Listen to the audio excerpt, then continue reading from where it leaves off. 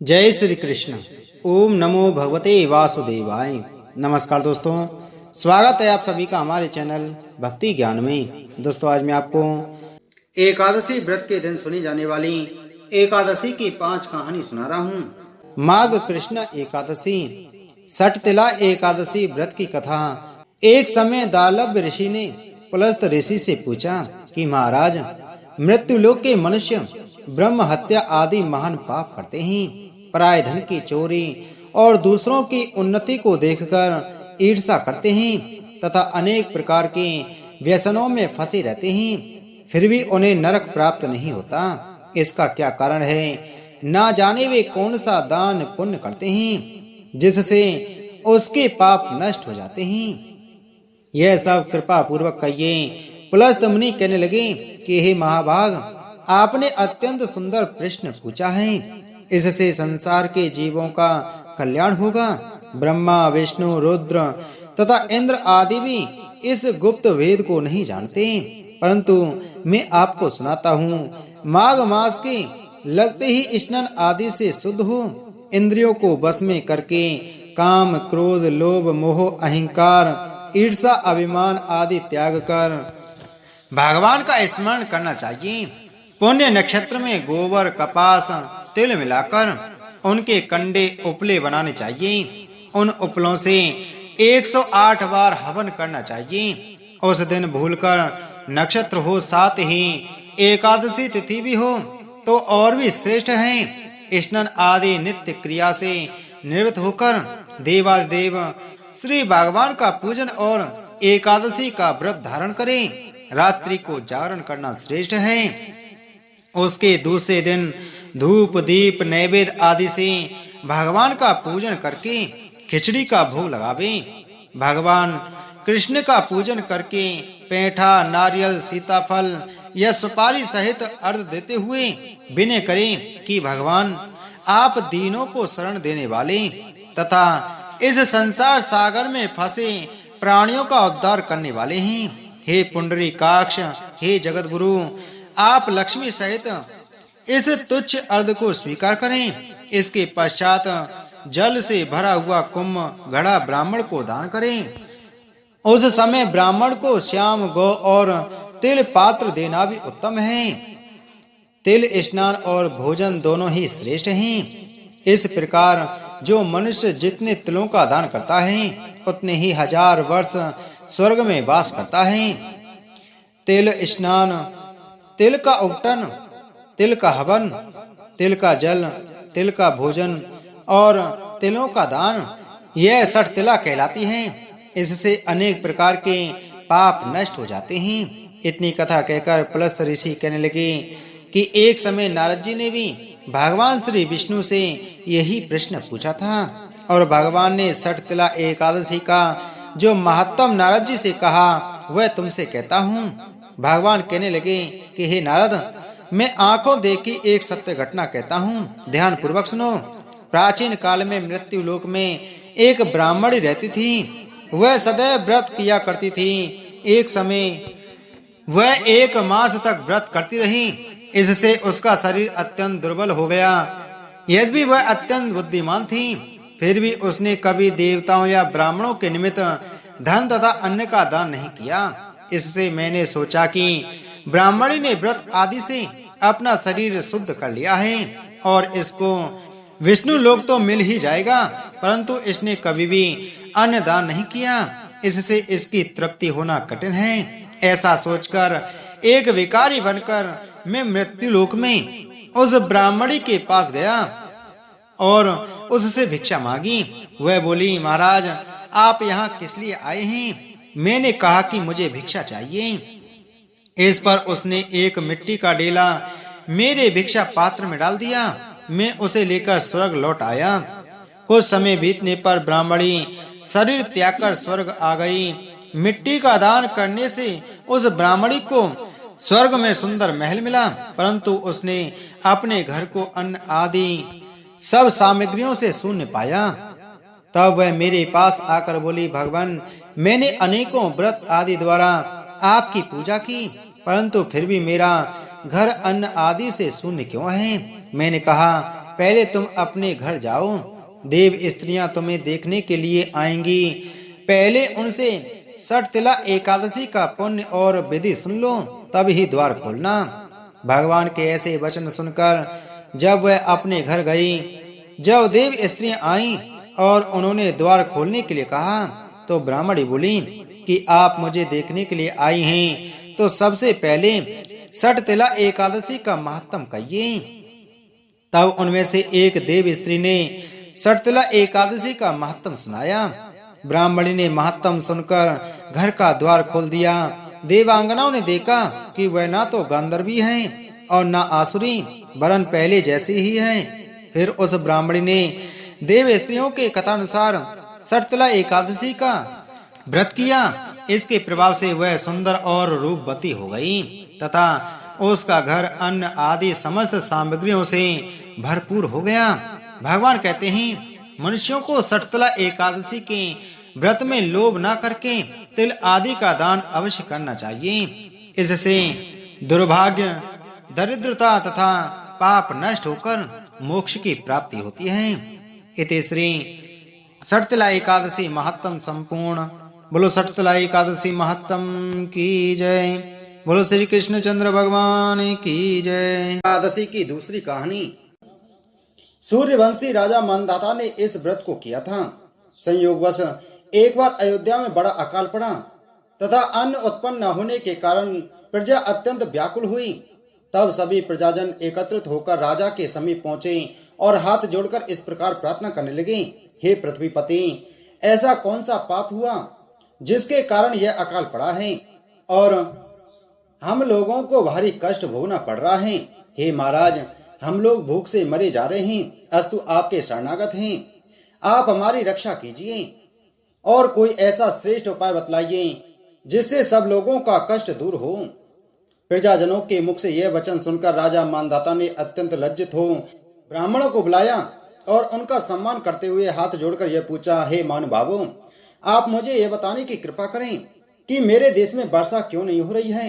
इसके साथ ही आप कोई ऐसा उपाय भी बतलावें जिसके करने से वर्षा होकर सब लोगों को आनंद प्राप्त हो। राजा की प्रार्थना सुनकर सब ब्राह्मणों ने विचार कर उत्तर दिया, हे राजन, वर्षा न होने का कोई कारण हमें ज्ञात नहीं होता, परंतु वर्षा होने के लिए हम तुम्हें उपाय बताते हैं। इतना कहकर ब्राह्मणों ने वर्षा होने के अनेक उपाय बतलाए, परंतु उन्हें करने पर भी किसी प्रकार वर्षा नहीं हुई। यह देखकर राजा अत्यंत निराश तथा चिंतित हो राजधानी त्याग वन को चल दिए। वहां लोमस नामक एक तपस्वी रहते थे। वे तपस्वी बड़े आत्मदर्शी, ज्ञानी तथा शिवजी के भक्त थे। राजा ने उन्हें सिद्ध जानकर बहुत प्रकार से स्तुति प्रशंसा की। फिर हाथ जोड़कर इस प्रकार कहा, हे सर्वज्ञ प्रभु, अयोध्या में वर्षा न होने के कारण संपूर्ण प्रजा अत्यंत दुखी है।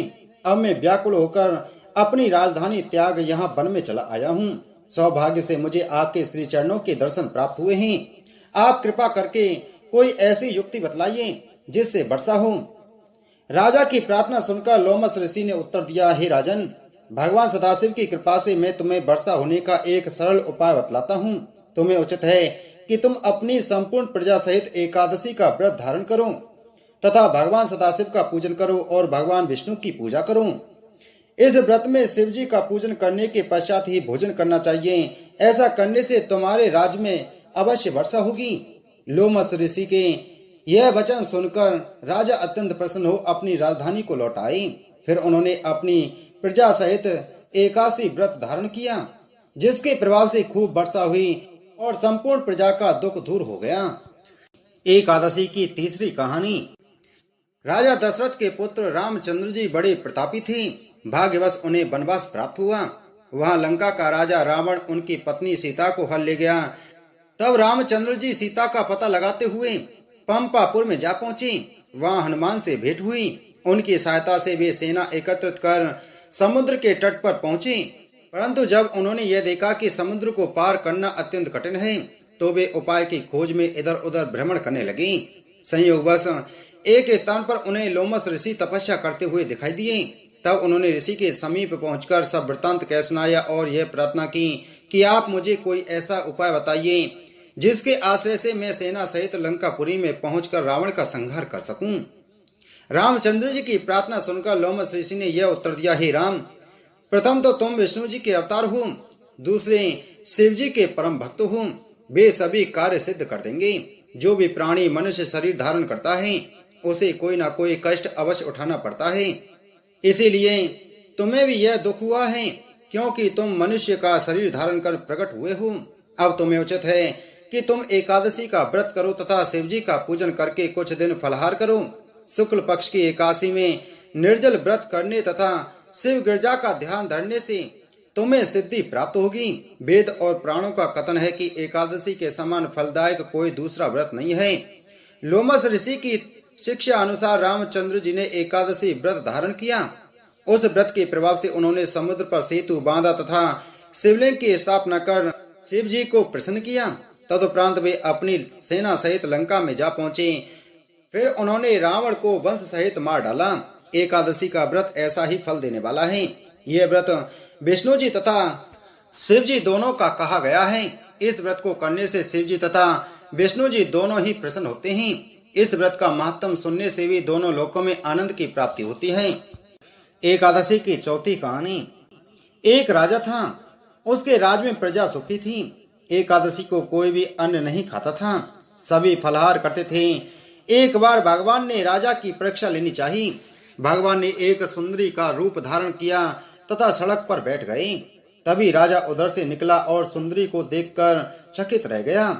उसने पूछा, हे सुंदरी, तुम कौन हो और इस तरह यहाँ क्यों बैठी हो? तब सुंदर स्त्री बने भगवान बोले, मैं निराश्रिता हूँ, नगर में मेरा कोई जाना पहचाना नहीं है, किससे सहायता मांगूं? राजा उसके रूप पर मोहित हो गया था। वह बोला, तुम मेरे महल में चलकर मेरी रानी बनकर रहो। सुंदरी बोली, मैं तुम्हारी बात मानूंगी, पर तुम्हें राज्य का अधिकार मुझे सौंपना होगा। राज्य पर मेरा पूर्ण अधिकार होगा। मैं जो भी बनाऊंगी तुम्हें खाना होगा। राजा उसके रूप पर मोहित था, अतः उसने उसकी सभी शर्तें स्वीकार कर ली। अगले दिन एकादशी थी। रानी ने हुक्म दिया कि बाजारों में अन्य दिनों की तरह अन्न बेचा जाए। उसने घर में मांस मछली आदि पकवाए तथा परोस कर राजा के सामने रख दिए और खाने के लिए कहा। यह देखकर राजा बोला, रानी, आज एकादशी है, मैं तो केवल फलाहारी करूंगा। तब रानी ने शर्त की याद दिलाई और बोली, या तो खाना खाओ, नहीं तो मैं तुम्हारे बड़े राजकुमार का सिर काट लूंगी। राजा ने अपनी स्थिति बड़ी रानी से कही तो बड़ी रानी बोली, महाराज, धर्म न छोड़ें, बड़े राजकुमार का सिर दे दें। पुत्र तो फिर मिल जाएगा, पर धर्म नहीं मिलेगा। इसी दौरान बड़ा राजकुमार खेलकर आ गया। माँ की आंखों में आंसू देखकर वह रोने का कारण पूछने लगा, तो माँ ने उसे सारी वस्तु स्थिति बता दी। तब वह बोला, मैं सिर देने के लिए तैयार हूँ, पिताजी के धर्म की रक्षा होगी, जरूर होगी। राजा दुखी मन से राजकुमार का सिर देने को तैयार हुआ तो रानी के रूप में भगवान विष्णु ने प्रकट होकर असली बात बताई। राजन, तुम इस कठिन परीक्षा में पास हुए। भगवान ने प्रसन्न मन से राजा से वर मांगने को कहा तो राजा बोला, आपका दिया सब कुछ है, हमारा उद्धार करें। उसी समय वहां एक विमान उतरा। राजा ने अपना राजपुत्र को सौंप दिया और विमान में बैठकर परम धाम को चला गया। एकादशी की पांचवी कहानी। एक लड़का सूट बूट पहनकर अपनी ससुराल पत्नी को लेने जा रहा था। रास्ते में एक गाय कीचड़ में फंसी हुई थी। वह लड़की से कहने लगी, बेटा, मैं कीचड़ में फंसी हूँ, मुझे हाथ देकर बाहर निकालो। वह कहने लगा कि नहीं नहीं, यदि मैं कीचड़ में हाथ डालूंगा तो मेरे कपड़े गंदे हो जाएंगे, मुझे तो अपनी पत्नी को लेने ससुराल जाना है। वह गाय क्रोधित होकर श्राप देने लगी, अच्छा तुम ससुराल जाओ, तुम वहां पर नहाओगे तो आधा गधा और खाना खाओगे तो पूरा गधा बन जाओगे। वह ससुराल पहुंच जाता है और उसके साले कहते हैं कि जीजाजी आप नहा धोकर खाना खा लो। तब वह कहता है कि मैं नहीं नहाऊंगा। तब वह कहते हैं कि ठीक है, आप खाना तो खा लो। तब वह खाने से भी इनकार कर देता है। सब परेशान हो जाते हैं, जीजा ऐसा क्यों कर रहे हैं, ना तो नहा ही रहे हैं और ना ही खा रहे हैं। अब उसकी पत्नी कहने लगी कि आप क्यों नहीं नहाते या खाते हो। तब वह लड़का गाय की बात अपनी पत्नी से बताता है और कहता है कि मुझे गाय ने श्राप दिया है कि नहाऊंगा तो आधा गधा व खाऊंगा तो पूरा गधा बन जाऊंगा। तब पत्नी कहने लगी कि कोई बात नहीं, आप नहा लीजिए व कुछ खा लीजिए, मैं वचन देती हूँ कि मैं आपका साथ दूंगी। तब वह लड़का अपनी पत्नी की बात सुनकर नहाने के लिए तैयार हो जाता है और खाने बैठता है तो पूरा गधा बन जाता है। सब उसको गधा समझकर भगाने लगते हैं। तो पत्नी उनसे कहती है कि इसे मत मारो, ये मेरे पति हैं। इसे गाय का श्राप लग गया था, इसलिए ये गधे बन गए हैं। आप मुझे इसके साथ ही विदा कीजिए। अब उसे उस गधे के साथ विदा कर देते हैं। वह गधे को लेकर एक जगह झाड़ के नीचे डेरा डालती हैं। दिन भर मेहनत मजदूरी करती हैं और 12 आना गधे पर खर्च करती है और 4 आने खुद पर खर्च करती है और बोझ गधे पर न डालकर खुद ढोती है। इस प्रकार वह रोज करती है। तो रानी महलों की खिड़की में से रोज यह नजारा देखती है कि ऐसा इसे कौन सा दुख है, यह ऐसा क्यों करती है। एक दिन वह दासी को भेजकर उसे अपने महल में बुलाती है और पूछती है कि तुम ऐसा क्यों कर रही हो। तब वह कहती है, तुम वचन भरो कि तुम मेरी मदद करोगी तो मैं अपने दुख का कारण बतलाऊंगी। रानी वचन भरती है कि बहन, मैं वचन भरती हूँ। तब वह सारी बात बताती है और कहती है, इस प्रकार मेरे पति श्राप की वजह से गधा बन गए हैं। तब रानी पूछती है कि इसका उपाय क्या है। तब वह बताती है, यदि किसी ने 24 एकादशी करी होंगी, वह संकल्प करके इसे 24 एकादशी दे तो मेरे पति पहले की तरह ठीक हो जाएंगे। तब राज्य में ऐलान किया जाता है कि 24 एकादशी जिसने भी की हो वह राज दरबार में आए। तब एक बुढ़िया को लाया जाता है। जैसे बुढ़िया संकल्प करके एकादशी देती हुई नहाती है, उसके नहाने का पानी उस गधे पर गिरता है। वैसे वैसे वह गधा लड़के के रूप में आता है। बुढ़िया लालच करके एक एकादशी रख लेती है तो उसका एक कान गधे का रह जाता है। सब कहते हैं, यह क्या हुआ। तब बुढ़िया कहती है कि मैं भूखी प्यासी मरी, सो मेरे पास एक एकादशी तो रहने दो। तब सब कहते हैं, नहीं, तुमने संकल्प किया है तो सारी एकादशी इस लड़के को दे दो, वरना यह पूरी तरह लड़का नहीं बन पाएगा। अब वह बुढ़िया सारी एकादशी उस लड़के को दे देती है और वह गधा पूरी तरह लड़का बन जाता है। राजा सारे राज्य में ऐलान करते हैं कि जिनसे बन पड़े एकादशी करो, एकादशी जैसा दूसरा कोई व्रत नहीं। बोलो सटतला एकादशी महत्तम की जय। बोलो श्री कृष्ण चंद्र भगवान की जय।